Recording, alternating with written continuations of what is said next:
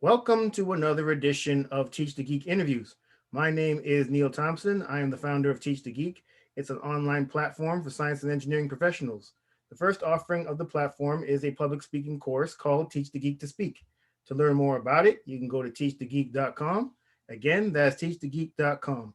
Today, my guest is Matthew Dick. He is an engineering manager in the transportation technology industry. He's also a science fiction fan, so much so that he wrote his own book, and it's called Seed, a hard science fiction novel. I'm interested to learn more about his engineering journey, his motivation to write his book, and of course, public speaking, because, that's what I'm into. Welcome to Teach the Geek interviews, Matthew. Yeah, thanks for having me. So I mentioned that you have this engineering background. So I'm curious, did you was it always an interest of yours to go into engineering, and where did that motivation come from?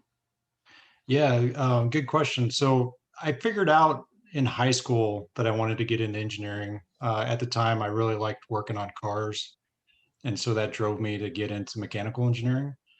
I really wanted to get into the automotive industry, but it just turned out that I ended up in the railroad industry, and I'm actually very happy about it. The rail industry has actually been very good for me. Really happy how that turned out. Every time I ask that type of question, I'm always kind of sad because when I think of my own reason for going into engineering, it's not nearly as interesting. I used to lie about it too. I only went into engineering because my father said I should. When I was in high school, when I was in high school, I was pretty average in math and science. And oftentimes when I hear people talk about their journey into engineering, they talk about maybe robotics club, or maybe when they're a kid they played with Legos. I don't even remember having Legos as a kid. I certainly wasn't in any robotics club. I went into engineering because I guess my father thought it was a stable career. So he said, do that. I said, okay. Yeah. Oh, that's good, and you're happy to have done it, right? Well, luckily it worked out. I mean, that's not always the case. I mean, you mentioned that you thought you were going to go into automotive, but you were happy you ended up in railroad. I mean, I went into engineering and it could have been a complete disaster, but luckily it worked out okay. So then you do mechanical engineering, you graduate, and now it's time to get a job. It's time to figure out what you're going to do. What kind of work did you do when you left school? Yeah, so I just happened to get a job, which was the same job I interned at, which was continuing with the railroad industry. It was very focused on research into the rail industry and particularly doing derailment investigation. So I'd actually fly out to train derailments and crawl around in the rubble and find what was the root cause of that train derailment. Oh wow, that's an interesting job. I mean, I live here in Southern California, just north of San Diego, and there's a train station walking distance from where I live. And the idea of somebody crawling around there looking for rubble it's not something I've ever really thought about. But I guess that's what you were into. Hopefully, you don't have to do that anymore, do you? No, so I've moved on to another role, and so I don't have to crawl around the rubble anymore. I actually really enjoyed that work though, but it is an important part of the industry that we have to find the root causes of those accidents to prevent them from happening again. Yes, absolutely. So then at one point you're crawling around in rubble, but now you're an engineering manager. What was the transition from the rubble to manager? Yep.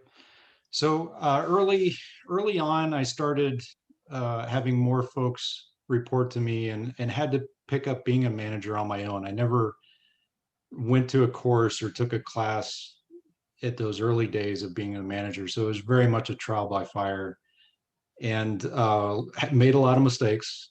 But over the years, picked up a lot of good practices, took more classes, had a chance to be mentored by a few folks to see what works and what doesn't work. And all told, now I just passed the 15-year mark of being an engineering manager.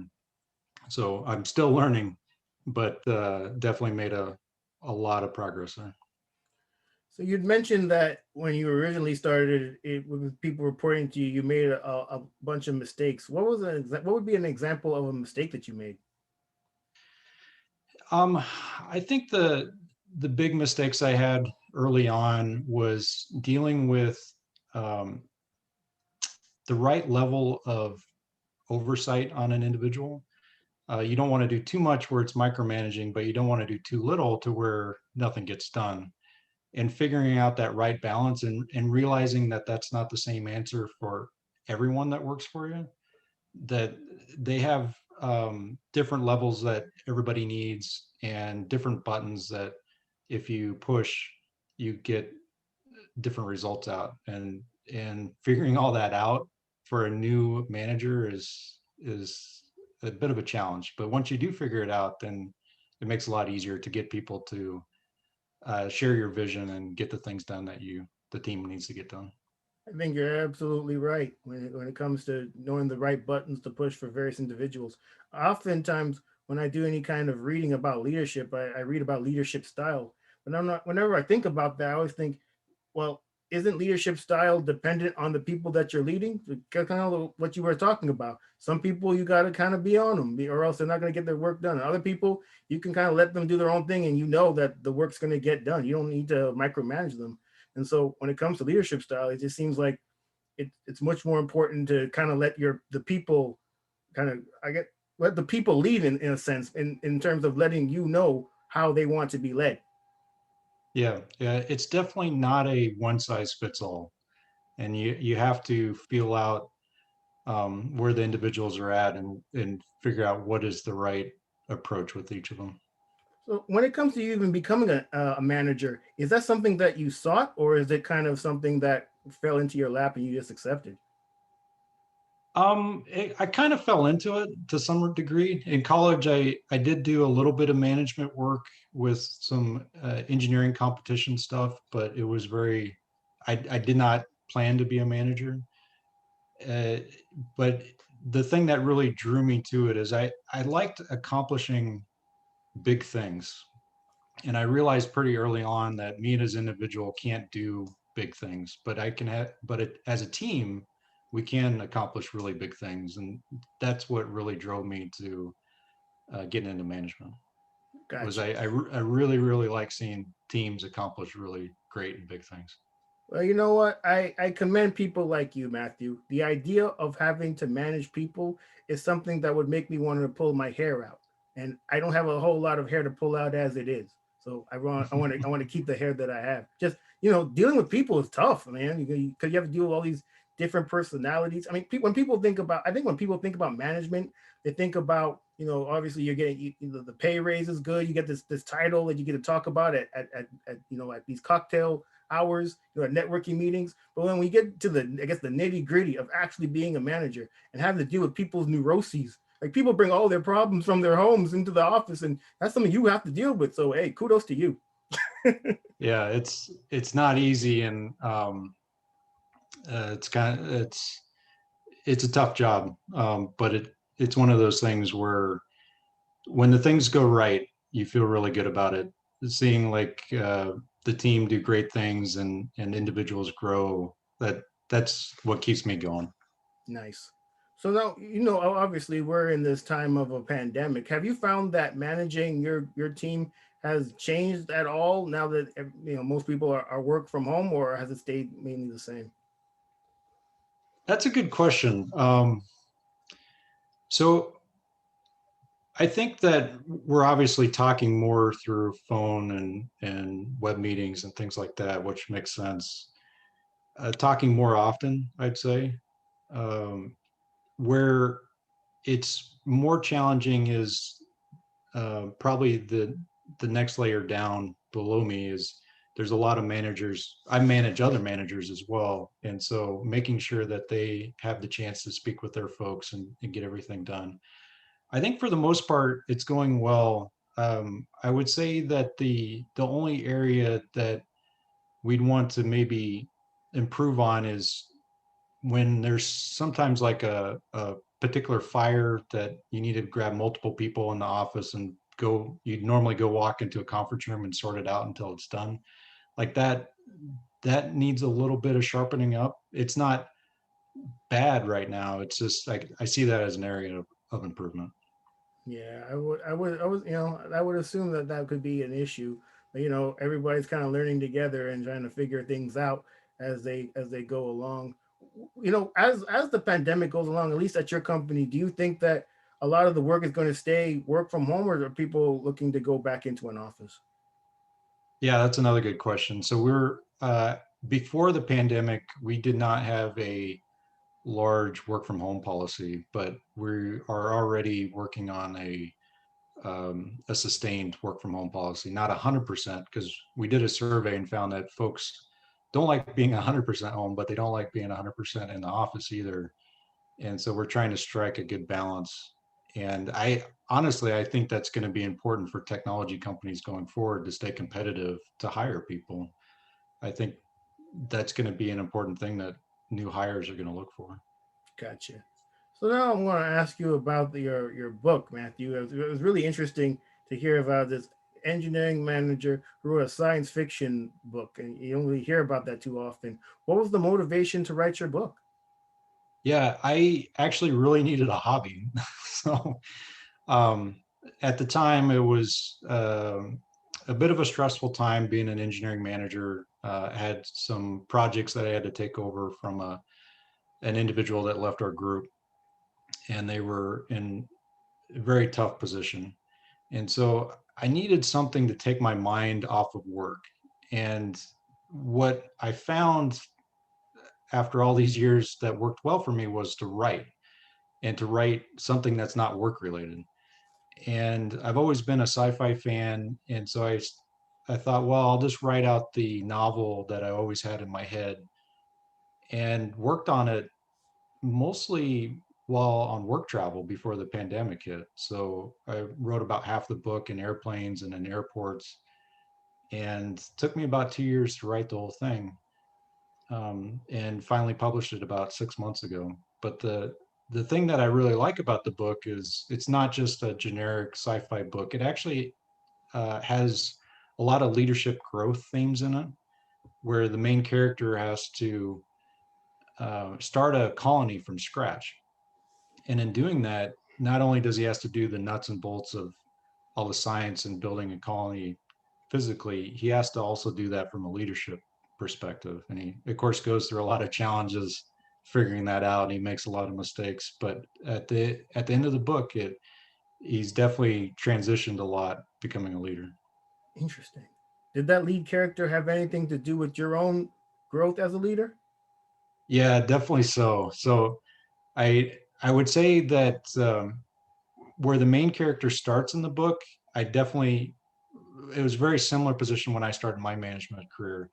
And where the main character finishes the book, that's where I want to be. I'm not there yet, but that's where I want to be. And so I'm somewhere in the middle for the compared to the main character. Nice. What was your process for writing your book? Yeah, it. So I first started out with kind of a central theme of the book, um, and then worked out from that. I did a bit of an outline, but then expanded out on that quite a bit. And it's actually a challenge to write a novel for someone that's used to writing technical documents, technical engineering documents, because as a technical writer, you want to write very short and succinct and get to the point. And for writing a novel, it's almost the complete opposite, where you want to expand on a lot of detail. And so I definitely had to stretch myself to write in that way, and it took a lot of time to do that. And uh, all told, it took about a year and a half to write it and another 6 months to edit it. Oh, okay. Oh, did you edit it yourself? No, I ended up hiring two editors to help me out, and because I definitely did not feel I'm the typical engineer where I can't spell at all, so I definitely needed help there. Gotcha. I understand that. Yeah. So when it came to actually getting your book out there, did public speaking figure into that at all? And if so, in what way? Yeah, I would say so. So I definitely have done a lot of public speaking in the way of presentations at conferences and at customer meetings and things like that. And so there's a level of taking technical ideas and communicating them efficiently. That's definitely a big part of the book. So the book, there's a lot of technical ideas that are getting conveyed, and I tried my best to convey them in a very clear and understandable way. Like the first comment my editor came back with is, "Wow, you write very clear." I'm like, that's nice of you. You didn't say you write very nice. You write very clear, but I'll take it.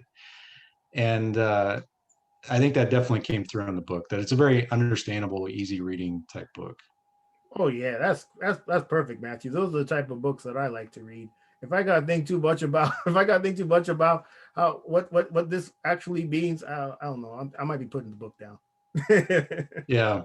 It's definitely not the War and Peace type book. It's a very straight to the point, easy reading, fun read type book, and that kind of comes back to communicating and giving presentations in the engineering world. Is you just want to be clear and straight to the point and that sort of stuff. And there's definitely a lot of that that's woven into the book, not necessarily intentionally, just kind of that's what I'm used to. Yeah, same here. So when it comes to public speaking, is that something you've always been good at? And if not, what did you do to get better at it? Yeah, I definitely had to get better at that.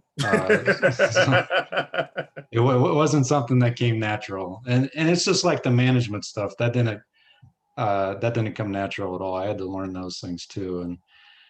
And what really helped with public speaking was early on in my engineering career, there was a organization that was looking for volunteers to help run a conference.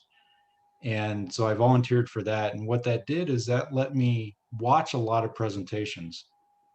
And so I got to see what worked well and what didn't work well. And then as well, I got the chance to present myself quite a bit. And so very early on in my career, I was able to give multiple presentations a year in front of the industry and then watch hundreds of presentations every year. And that helped a lot to figure out what's the best way of going about that. It it was very focused in my niche industry, in my niche portion of the industry, but it still helped quite a bit. So when you talk about looking at presentations and seeing what worked and what didn't, what's an example of what worked and an example of what didn't work? Yeah, so I actually still remember to this day there was an individual that gave a very compelling presentation probably about 15 years ago, and I still remember the presentation where he was a very compelling speaker, had short, succinct messages in his presentation, very little text in it. Uh, Nothing. You didn't need to look at anything more than probably 20 seconds, and you came away from his presentation energized and excited. And compared to presentations that don't work, are the ones that they open up with the wall of text. It just turns into the reading assignment, and then they're reading off of the page, and then you're watching them read the page, and, and it's just terrible to sit through those. And so it's the way that I like to describe it is creating the presentation should be difficult for you, the presenter. If it's easy for you, where you're just typing out the text and it's easy for you to read that text, that's going to be terrible for the audience. So it should be somewhat difficult for you because you got to memorize, hey, I don't have this text to read here. I need to remember, I need to talk about this and this and this. But the audience will love it because they are just seeing your short snippets or images with minimal text and getting a lot out of it. Yeah, I'm fully on board with that, Matthew.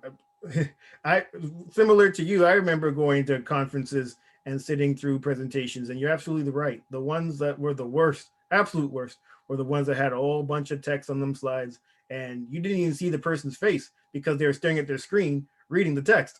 It's just like, man, if you go into them kind of presentation sleepy, you will fall asleep. Absolutely. It's not even a it's not even a if. Yeah, absolutely. Yeah, my other pet peeve is the presentations where you get halfway through watching it and you don't even know what are they talking about, what's the, you know, and I tell folks like there's nothing wrong with your first slide saying, "Hey, this is why my topic's important and this is why you should listen to it." Like just come right out and saying it. There's too many presentations I've seen where they either wait all the way to the end to make that message or they don't make the message at all. And so you're watching this wall of text boring presentation that's really hard to understand what's the point of this. So Man, at that point, you're not even looking anymore. You're not looking at the guy or the person that's giving the presentation. You're looking at your phone instead, or you're looking at the wall. You're looking at your shoes. In my case, I'd be looking at my phone, thinking about where I'm going to go for lunch later on that day. He's like, I'm gonna go get Mexican. No, maybe I'll get Thai today. Yeah, I like pad Thai. That's what I'm doing by that point. If you don't keep my attention, yeah, I'm thinking about food. No question. yeah, absolutely. Yeah. So when it comes to you giving presentations, do you ever get nervous before them? And if so, how do you deal with your nerves? Yeah, certainly. I think over the years it's gotten better in the areas where I've gotten more comfortable, but that comfort's come with lots and lots of actually doing it. So when you go the first time you go jump in the deep end of the pool, it's you're nervous about it, but when you've done it 100 times, you're not so nervous about it. But where I still get nervous is particularly in areas where it's something new or something different. And so like I gave a speech at a public event, so there was no presentation, there was no railroaders in the audience. It was on a topic that I've never spoken about before. And I was crazy nervous about it because it's something I never had done before. So I think the trick is to the only way you're going to learn to swim is to get in the pool and to do that in the particular areas of public speaking that you need to go do public speaking in. It just happened that I had a lot of experience giving presentations, but not so much experience doing, unstructured verbal only public speaking. That's an area that I probably need more work in. Gotcha. But yeah, I'm with you on that one too. I typically get nervous when it's something I've never spoken about before. And I think a lot of that comes with you just wanting to do a good job, wanting to convey what you wanted to convey, and that people walk away not thinking, "What the hell did I just listen to?" like the one, like the example that you gave earlier. You actually want them to know. Yeah, but yeah, I'm fully with you on that. And you know what? You were talking about pet peeves. And a pet peeve of mine is people that go over time. So at these conferences, you go and you look at the agenda. This person's supposed to speak for 15 minutes, and they go 20. And so when they go 20, that extra 5 minutes, that means that the next person is likely going to be over too if they go as long as they're supposed to go. So now the whole agenda is off, and now I don't get to lunch on time. So you don't come Yeah. back to food with me, man. Yeah, those are so annoying. And I have to admit that if they cut down to just the core messages of their presentation and leave some time for questions, that's a way more engaging presentation than feeling exhausted listening to the presentation that gets crammed into being 10 minutes over the time limit. Yeah, I'm with you on that one, man. So you'd mentioned some great tips on getting better at public speaking. One of just you got to do it to get better at it for sure. Are there any other tips that you'd like to offer in helping people get better or more effective at public speaking? Yeah, certainly. So I definitely do a lot with PowerPoint. And some tricks that I've picked up that helped me out quite a bit is I very much do my presentations where there's short spoonfuls of information. Um, I I very rarely will have a lot of information on one slide. So the rule of 1 minute per slide, I throw that out the window. I don't deal with that. I do more along the lines of maybe 10 or 20 seconds per piece of information that the audience needs to look at. And so I may do that with multiple slides. I may do that with using like the appear function in PowerPoint where you make something appear. And I'm on a 10 to 20 second interval, I'm always having the audience look at something new. But for me, that helps me out a lot because those are like keys to my message of, hey, and now I need to talk about this, and now I need to talk about that. And it helps me kind of keep a cadence and keep everything going. It's almost like there's a lot of YouTube people that do educational videos and all sorts of things. There's one I really like, which is CPG Gray. He does these great animation educational videos where it's kind of that same mindset of very little text, 10 to 20-second intervals of new images or content, and just keep driving with that. So in a lot of regards, my PowerPoint style is almost like a little video that I'm narrating to. It just happens that I keep hitting the clicker to keep advancing. And I think that helps me present to keep a good cadence and keep um, engaged. And then as well, it keeps the audience awake and see as they're seeing new things pop up all the time. Yeah, that's an excellent tip, Matthew, and you're absolutely right. I think when it comes to kind of having something appear and then go away and then something new, you're right. It helps in helping with the engagement, keeping people's attention, and then it also helps with you just kind of knowing, okay, this is the next thing I got to talk about, and then I'm sure that also helps with timing because this is what I got to talk about at this time, so I'm not going to go over time because I know what I need to be talking about at any given time. Yeah, that's a smart tip. I really like that tip. So thank you for offering it, and also thank you for talking with me today. I really appreciate it. How can people get in touch with you? Yeah. So probably the best way is I do have a website. It's matthewgdick.com. So it's got all my book stuff on there. And then as well, if you're interested in the book, you can check it out on Amazon. You can just search for Matthew G. Dick. Luckily, the only person named Matthew G. Dick in all of Amazon, so it's pretty easy to find.